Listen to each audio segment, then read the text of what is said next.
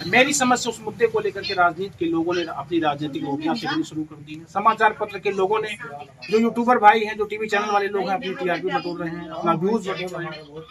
अलग अलग एंगल से उस मुद्दे को गर्म किया जा रहा है। वास्तव में जो असली दोषी है, जिसने उस मुद्दे को या उस मामले को तूल दिया, इल्जाम दिया है, जिसने गलती करी, जिसने देश की संस्कृति को ठोकर मारा है, उसे दंड न दे करके अब सिर्फ उस पूरे मुद्दे में जातीयता घुसेड़ी जा रही है, यादव बनाम ब्राह्मण किया जा रहा है। ऐसा कुछ तमाम झलकें मिली हैं। आज जनपद जौनपुर से बहुचर्चित एक आवाज जिसने जो पूरे देश में गूंज रही है। आप बैदराज जी मेरे साथ बैठे हुए हैं, पूना से प्रेम में दिखाई पड़ रहे हैं। आप अच्छे कथावाचक हैं और कथावाचक के साथ साथ आप यादव भी हैं। इतने नहीं, लगातार आपकी वीडियो जो है कभी संतोष चैनल से वायरल भी है। आइए इस मुद्दे पर मैं चाहूंगा कि फिर से बातचीत करके और इन तमाम जानकारियों के साथ आपको साझा करूंगा कि जो मुकुटमणि यादव और संत सिंह यादव के साथ घटना घटी है, वो घटना क्या यादव कथावाचक होने के नाते घटी है या वास्तव में आसाराम राम रहीम होने के नाते घटी है, उस मुद्दा पर बातचीत करेंगे आज। जी स्वागत है मेरे चैनल पर। आपको भी स्वागत है, समस्त देशवासियों को मेरे साथ स्वागत है। बाबा जी, एक वो मुद्दा जो इटावा वाला मुद्दा है, लगभग आपका सारा बयान मेरे चैनल से वायरल है, लोग सुन रहे हैं, बहुत पसंद कर रहे हैं। लेकिन मैं जानना चाहता हूँ आज पुनः से, वो मुद्दा यादव होने के नाते मुकुटमणि यादव के साथ जो वारदात वहाँ के ब्राह्मणों ने किया है, वहाँ के पंडितों ने जो उनके साथ मारामारी करी, उनके बाल काटे हैं, चोटियां उतार दी, उनके अंगूठी चैन ले लिए गए, उनके साथ तमाम बता रहे हैं महिला का पेशाब छिड़क दिया गया, उनको पवित्र किया गया, जो कुछ भी वहां के ब्राह्मणों ने उनको दंडित किया है, यादव कथावाचक होने के नाते दंडित किया या रेणु तिवारी जो आरोप दंड के बाद लगा रही है, FIR के बाद लगा रही है कि बाबा ने मेरी कलाई पकड़ ली, मुझे छेड़ा, मेरे साथ बदसलूकी करी, राम रहीम आसाराम जैसे बर्ताव की। इन दोनों मुद्दों में किस एंगल से आप देखते हैं क्या सही हो सकता है? देखिए, जो भी साफ दिखाई दे रहा है, जो सत्य होगा वो सत्य होगा। हाँ, जिसको आप जानेंगे उसी को मानेंगे और जिसको नहीं जानेंगे उसको आप नहीं मानेंगे। देखिए, सारा जो वायरल वीडियो है उस एंगल से आप देखेंगे तो साफ जो है इसमें जातीयता नजर दिखाई दे रही है। जातीयता नजर पूरी की पूरी दिखाई दे रही है और जातीयता के कारण ही जो है उनको दंडित किया गया है और जगह जगह आज भी है। हाँ, आज भी यादव होने के नाते यादव होने के नाते ही दंड का प्रावधान किया गया है। रेणु तिवारी ने जो कहा कि मेरी कलाई पकड़ लिया, बाबा ने मुझे छेड़ा है, भोजन मांगते समय मेरे साथ बदसलूकी करी है, क्या ये गलत है? बिल्कुल गलत है। देखिए, ये तो अब की बनावटी चीजें हैं ना, आज की बनावटी चीजें हैं। तो मैं कहा अभी कि खुशबू आ नहीं सकती है बनावटी फूलों से, जो कागजी फूल होते हैं उनसे खुशबू नहीं आ सकती है और सच्चाई छुप नहीं सकती है बनावटी वसूलों से। तो हम अगर कितना भी बनाएं तो वीडियो में साफ दिखाई दे रहा है कि वो कथाकारों को मारा जा रहा है, पीटा जा रहा है, जो भी प्रताड़ना दिया जा रहा है, चोटी काटी जा रही है और जो मानवता को शर्मसार कर देने वाला महिला के पेशाब से छिड़काव किया जा रहा है। आज उनका शायद तमाम लोग वीडियो वायरल कर रहे हैं, तो ऐसे लोगों जो वीडियो वायरल कर रहे हैं कि फला का मूत्र जो है 30 रुपए लीटर पवित्रीकरण के लिए खरीद लीजिए, ये सब कर लीजिए। तो देखिए, ये आज मेरे समाज को तोड़ने का काम हो रहा है, समाज को शर्मसार करने का काम किया जा रहा है। ऐसा कर रहे हैं तो ये रेणु तिवारी ने अपना स्वयं कहलवा रही है। यानी सब मिला करके जो है आज मेरी समझ से एक ब्राह्मणी महिला का इज्जत नहीं बल्कि पूरे नारी समाज की इज्जत का वो धज्जी उड़ा रही है, ऐसा कुछ आप कहना चाहते हैं? बिल्कुल बिल्कुल, पूरे भारत की, पूरे विश्व की महिला का मजाक उड़ाया जा रहा है, क्योंकि महिला स्वयं अपने को समझे कि हम, हाँ, जत्र नारी पूजनते तत्र देवता रमन्ते। जहाँ नारी की पूजा होती है वहाँ तो देवता वास करते हैं ना। तो नारी स्वयं अपने को समझे ना कि हम वह जगत जननी है, उसकी माँ है, उसकी बहन है, सब कुछ। जब वो मेरे साथ गलत नहीं किया है तो मैं उसके ऊपर आक्षेप लगा रही हूँ, तो ये तो गलत है ना, सारी सारा गलत है। तो अगर गलत करके मैं अपनी आबरू को स्वयं बेच रही हूँ, बाजार में खड़ी होकर के अपनी आबरू बेच रही हूँ, तो भाई तो वो मजाक का पात्र ऐसे में माना कि ऐसे में अगर वो दोनों कथावाचकों के साथ ब्राह्मणों ने इतना अनैतिक काम किया तो दोनों कथावाचक थाने जाते, कोर्ट जाते, एसपी डीएम से अपनी पैरवी के लिए बात करते। मान लीजिए यहाँ तक तो ठीक था। फिर ऐसे में अखिलेश यादव को बुला करके उन दोनों कथावाचकों को ढोलक दे देना, हारमोनियम दे देना, क्या लगता है वो कथावाचक समाजवादी ढोल बजाएंगे? नहीं, देखिए ये ऐसा कुछ नहीं था। वो जब कथावाचक उनकी एक भी नहीं सुनी गई, थाने में नहीं सुनी गई, जहाँ पर गए चौकी में नहीं सुनी गई, जब नहीं सुनी गई तो जब वीडियो वायरल हुआ तो स्वाभाविक बात है जो समाज के नेतृत्व करता है तो वो स्वाभाविक बात है उसमें आएंगे। तो वो आए तो उनकी जो है ढोलक तोड़ी गई, उनकी हारमोनियम तोड़ी गई, यहाँ तक कि चोटी भी आप देख रहे हैं, और उनको शुद्ध भी कर दिया गया। चलो शुद्ध रहेंगे तो बहुत कथा कहेंगे, तो ये चीजें हुई। तो ऐसे में यदि उनको दे दिया जाए, नेताजी ऐसे में यदि उनको दे दिए, ढोलक दे दिए और हारमोनियम दे दिए, उनको सम्मानित कर दिए कि आपका मनोबल न गिरने पाए।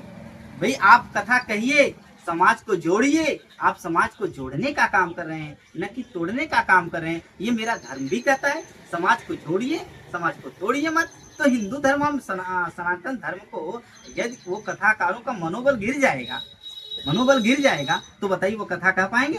नहीं कह पाएंगे। ऐसे में जो अखिलेश जी ने उनको सम्मानित करके उनके मनोबल को आप सोचिए, इस पर आप सोचिए।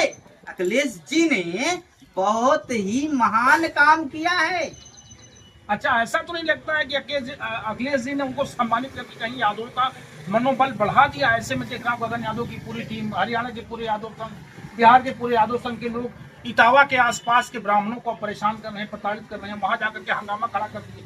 पता चला उधर से अपराध करने वाले 4 ब्राह्मण पकड़े गए थे, इधर से 24 यादव जेल में डाल दिए गए। तो क्या लगता है आप? देखिए ये चीज वास्तव में किसी भी समाज पर ये छीटा कसी होगा तो भाई उनको कष्ट होगा ही, तो छीटा कसी हुआ।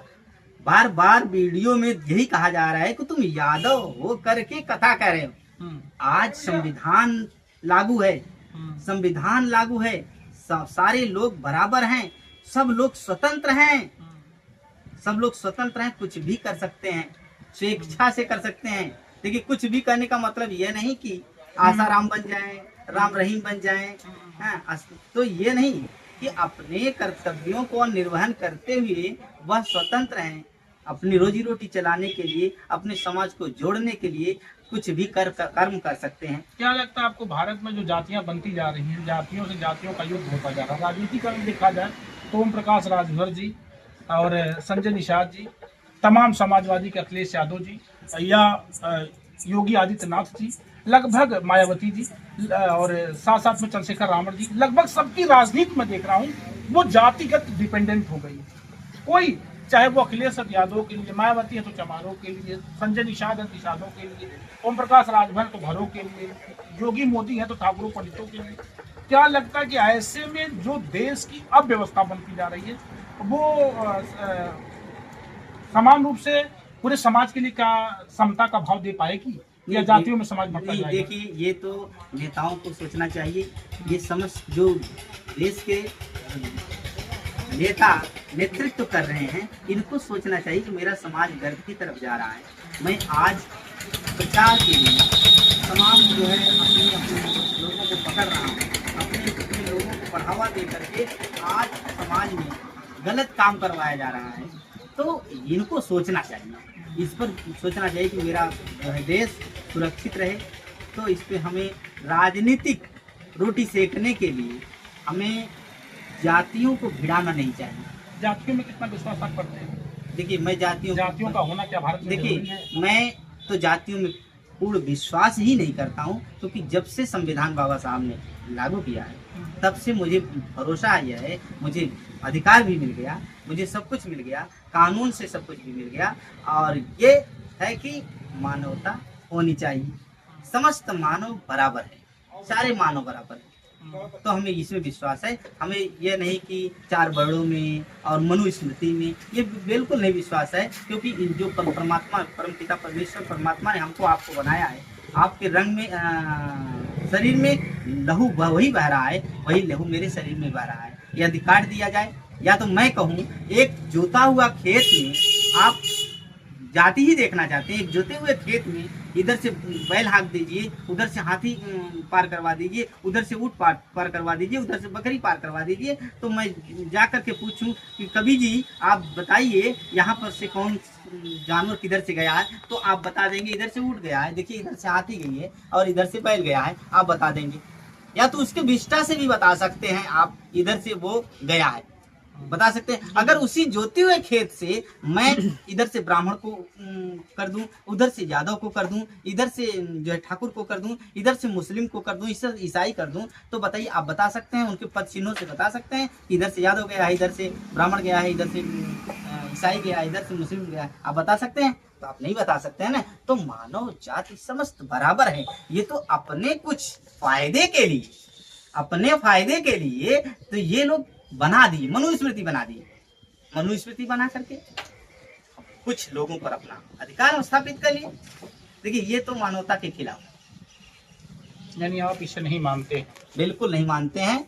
समस्त मानव मेरा भाई है, हम उसके भाई हैं। कथा कहने के हकदार कितने हैं आप? यादव होकर क्या अभी कथा कहते हैं? कथा कहना चाहिए आपको? देखिए हमें 101% हम कथा के अधिकारी हैं। कथा कह सकते हैं, कथा सुन सकते हैं तो कथा कह सकते हैं। ऐसा कुछ नहीं है कि हम कथा नहीं कह सकते हैं। कथा के हम क्या नहीं, बिल्कुल।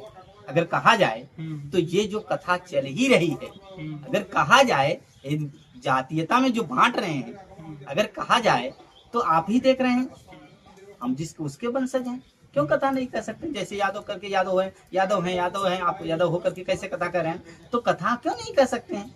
कथा तो हम हमारे उस दादा पर दादा की कहानियां हैं, जिसके हम वंशज हैं। वो अपने मुखार बिंदु से समस्त कुरुक्षेत्र में, जहां पर 18 अक्षौड़ी सिर्फ जो है सेनाध्यक्ष खड़े थे, जो क्षत्रिय थे अपने आप को, और वहां पर कुरुक्षेत्र में, उसी कुरुक्षेत्र में द्रोणाचार्य जो थे, कृपाचार्य जो थे, भीष्म जैसे ज्ञानी महापंडित जो थे, वो सब रह करके ऐसे कथा को सुने। तो यादव कथा कर रहे थे? एक भी, हाँ यादव कथा कर रहे थे, और एक भी ने नहीं बोला कि अय मधुसूदन, अय अहित, तुम ये कथा क्यों कह रहे थे? क्योंकि मानवता वो देख रहे थे। जो बुद्धिमान है, जो बुद्धिजीवी है, जो प्रखंड विद्वान है, वो कथा कह सकता है तो वो कहे और लोग सुने। मानवता की निगाह दौड़ा कर देखिए, वहां पर सुने नहीं सुने। और आज भी वही होना चाहिए। हमें हिंदू धर्म को, सनातन धर्म को बढ़ाना है तो समान भाव रखना होगा, और समान भाव नहीं रखेंगे तो चूर चूर हो जाएगा। अगर यही देखना चाहते हैं, यही देखना चाहते हैं, तो आप नीच की बात कर रहे हैं, नीच होकर के कथा कैसे करें? अरे काग भुसुंडी को देखिए, जिसको हम अगर सुबह उठ करके देखें तो अगर आपसे भी पूछा जाए तो सबसे गंदा पक्षी कौन है, आप तो तुरंत जवाब देंगे कौवा है, कौवा देंगे जवाब। तो सब काग भुसुंडी जो है वो गरुड़ को कथा सुना दिया। तो चले लाठी लेकर के, बंदूक लेकर के काग भुसुंडी को मार दें, या गरुड़ पुराण को जला दें, खत्म कर दें, उसके स्थान पर दूसरा पुराण लाकर रख दें। मेरे साथ आप सुन रहे हैं, लगभग अध्यात्म से भी चर्चाएं होती रही बाबा जी के साथ, और बैदराज जी जनपद जौनपुर से आप निवास करते हैं, और यहीं से आप सुन रहे हैं लगातार आपकी बातें कभी संतोष चैनल के साथ साथ अन्यत्र चैनलों से भी जाने लग गई है।